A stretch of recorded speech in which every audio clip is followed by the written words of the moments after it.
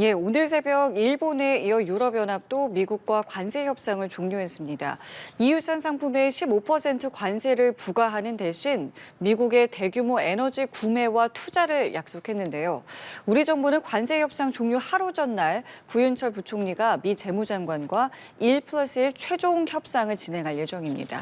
한편 미국은 앞으로 2주 후에 무역 확장법에 근거한 반도체 관세를 발표할 예정이라고 밝혔는데요. 관련 내용들 서진교 전 대외경제정책연구원 선임연구위원과 함께 이야기 나눠보겠습니다. 어서 오십시오. 네, 안녕하십니까? 예, 안녕하십니까? 유럽연합과 미국이 관세 협상 종료 시 한 닷새를 앞두고 무역 협정을 전격적으로 타결을 했습니다. 유럽연합산의 이제 상품에 15%의 관세를 부과하고 그 대가로 미국의 대규모 에너지 구매와 추가 투자를 약속했는데 앞서 일본과의 협상과 굉장히 비슷하다라는 생각이 들거든요. 좀 어떻게 평가하십니까?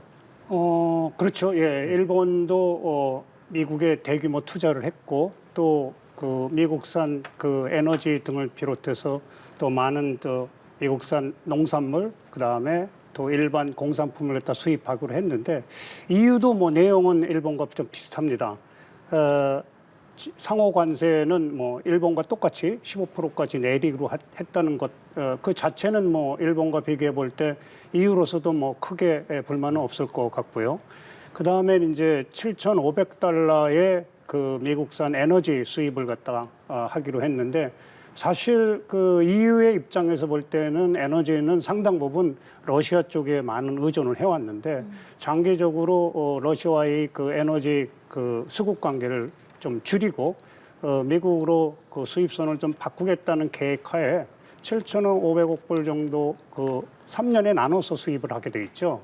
그런 것들을 갖다가 미국으로부터 제시를 했고 사실 EU 입장에서는 뭐 어느 쪽이든지 수입을 해야 되니까 수입선을 좀 전환한 그런 의미가 있겠죠. 네. 그다음에 이제 물론 미국에 대해서 그 미국산 농산물 갖다가 또 농산물을 갖다 포함해서 공산품 전반적으로 그 수입을 갖다 더 많이 하겠다. 그다음 투자를 더 많이 하겠다는 거죠. 그래서 6천억 불 가까이 가까운 데 투자를 하게 돼 있는데 일본의 5,500억 불 달러보다는 조금 더 많죠. 그러나 뭐 이외의 경제 규모로 볼 때 그 정도는 뭐 크게 문제는 아니라고 생각합니다. 그리고 이러한 점을 볼 때는 전체적으로 대략 뭐 일부 뭐 막바지에 트럼프 대통령의 압력에 굴복했다는 얘기도 있었지만 제가 보기엔 전체적으로 뭐 서로가 양국의 실리를 갖다 취했다 그렇게 평가할 수 있겠습니다. 근데 이게 구체적인 내용을 좀 보니까요. 의약품과 관련해서는 EU 측이랑 트럼프 대통령 측의 좀 말이 달랐다라는 보도가 좀 나오고 있는데 이 발표 내용이 다른 부분에 대해서는 저희가 좀 어떻게 이해를 해야 되는 건가요? 저도 그 부분이 조금 이제 의문인데요. 네. 일단 기본적으로 미국은 반도체와 의약품에 대해서는 향후 뭐 2주일 또는 뭐 한 달 안에 미국의 어떤 경제에 미치는 전반적인 영향을 갖다 조사해가지고 그 결과에 따라서 향후에 관세를 부과하겠다라는 그런 생각은 갖고 있습니다. 근데 EU 측 발표에 따르면 이제 의약품을 포함해가지고 전체 15% 상호관세 부과하기로 합의했다니까 조금 말은 다른데 제가 생각하기에 요거는 굉장히 큰 그 이슈가 될 것 같은데 전반적으로 제약 계통은 EU, 유럽의 다국적 제약 회사들이 경쟁력이 세계 최고거든요. 그러니까 사실 중요한 미국 시장을 놓고 또 중요한 공급자로서 EU 쪽에서는 의약품이 굉장히 중요한 이슈가 될 수 있어가지고 이 부분은 조금 더 지켜봐야 될 것 같습니다. 예.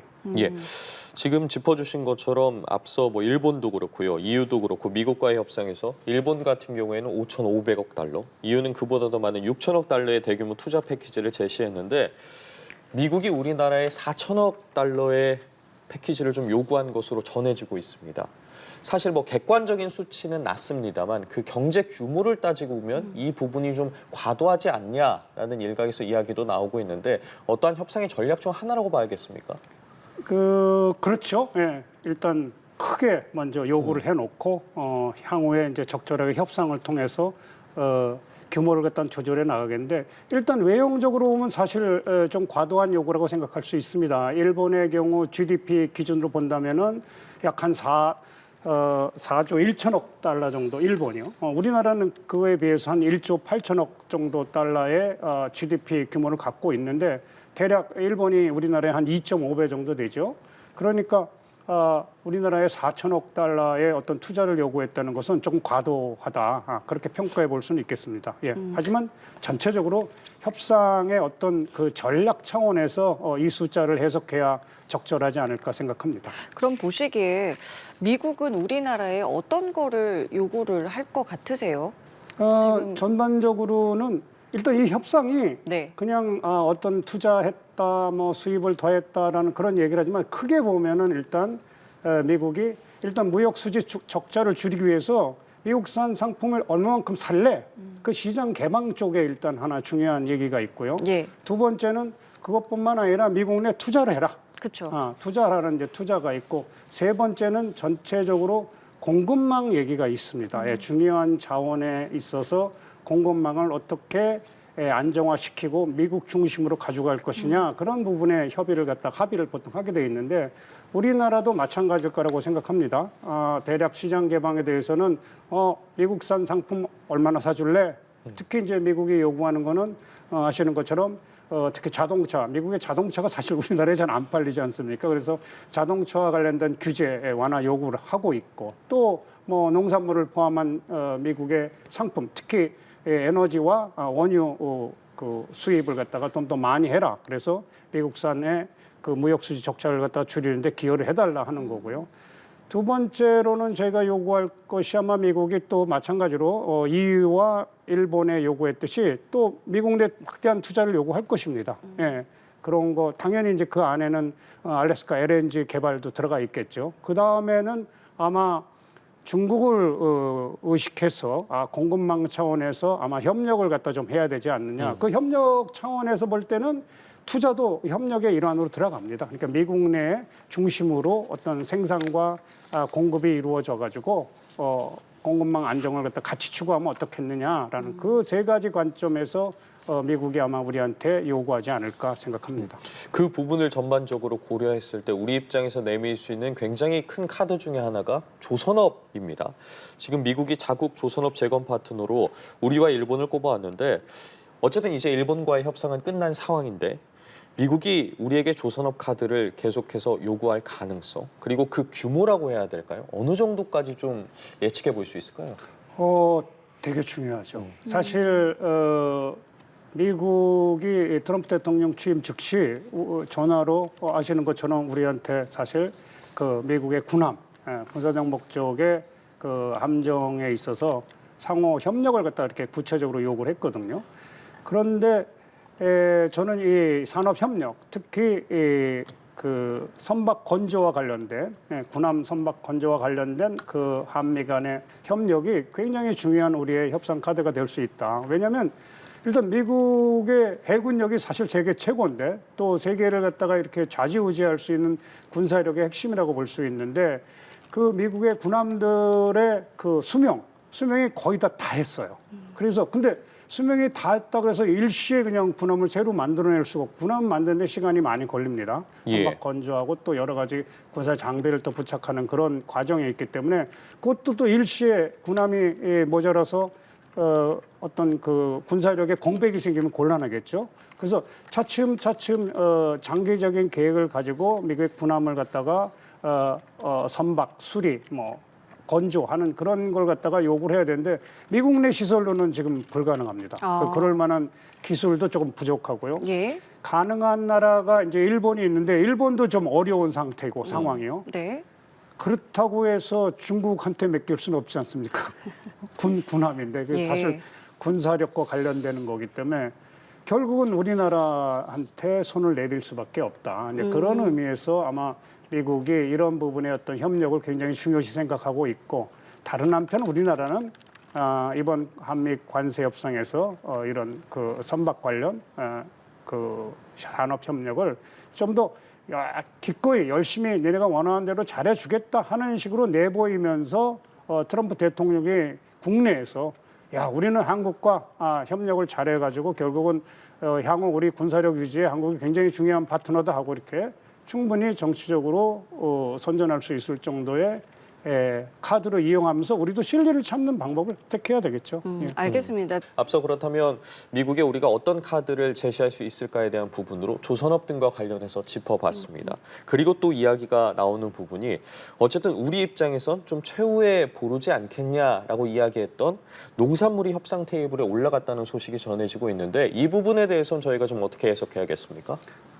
아무래도 미국이 이 비관세 장벽 그리고 또 농산물 쪽으로 강하게 아마 압박을 하고 있는 것 같은데 물론 이제 농산물 쪽에 미국이 요구를 들어준다고 해서 미국이 그렇게 큰 실익은 없을 것 같아요. 그런데 상당한 정도로 어떤 협상 카드를 이용할 가능성도 전 높다고 생각하고 한편으로는 또 일부 어느 정도 아주 강하게 요구하니까 네. 들어줘야 되는 그런 부분도 또 있지 않는가. 그래서 굉장히 아마 우리나라가 마지막 그 협상을 남겨놓고 전략을 짜는데 굉장히 골머리를 갖다가 썩힐 겁니다. 농산물 문제가 또 국내적으로 또 이 정치적 파장이 또 만만치 않기 때문에 네. 고민하고 있는데 일본과 유사하게 그 실질적으로 농업에 미치는 영향 또는 뭐 미국산 전체적인 수입량을 늘리지 않는 범위 내에서 당한 형태의 아마 전략을 만들고 있지 않을까 그렇게 예상해 볼 수 있겠습니다. 자, 그렇다면은 지금 이제 우리나라에서는 이제 구윤철 부총리 겸 기재부 장관이 베선트 미 재무장관이랑 관세 발표 하루를 앞두고 이제 만나게 됩니다. 그러면은 이 자리를 그냥 저희는 최종 담판의 자리다라고 보면 되겠습니까? 예, 그렇죠. 보통 이제 우리나라가 조금 그 협상에 타결되는 어떤 시점으로 볼 때 좀 늦었다. 뭐 그런 얘기도 있는데 네. 사실 무역 협상이라는 것이 서로 뭐 그냥 그 자리에서 돈이 그냥 수십억 달러의 돈이 오고 가는 그런 말 한마디가 그런 합의를 갖다 가져오기 때문에 대부분의 무역 협상은 사실 시한을 남겨놓고 막판에 타결되는 것이 일반적입니다. 그런 입장에서 볼 때 저희는 일본이나 또는 EU보다 좀 늦었지만 저희가 갖고 있는 협상 카드를 최대한 활용하면서 우리가 시한에 임박해서 마지막까지 버티면서 협상을 한다. 저는 상당히 긍정적으로 생각을 합니다. 근데 궁금한 게 지금 중국과는 이 시한을 조금 늘릴 수 있다라는 보도가 나왔기 때문에 혹시 우리도 늘릴 수 있는 건 아닌지 이 부분도 좀 궁금하고 만약에 우리는 아니라면 왜 중국과는 그거를 좀 늘릴 수 있는 건지도 궁금하고요. 중국은 우리랑 일단 체급이 다르죠. 기본적으로. 근데 우리나라, 일본도 마찬가지예요. 일본과 미국이 이렇게 같이 협상을 한다면 일본이 미국에 대해서 대항할 카드가 별로 없습니다, 사실은. 왜냐하면 미국이 중요한 시장이기 때문에 주로 일본은 미국에 수출을 많이 하는 그런 국가죠. 그러니까 사실 미국이 강하게 어떤 그 요구를 하면 그 요구를 갖다가 거부할 만한 명분이 굉장히 없고 실익도 별로 없고요.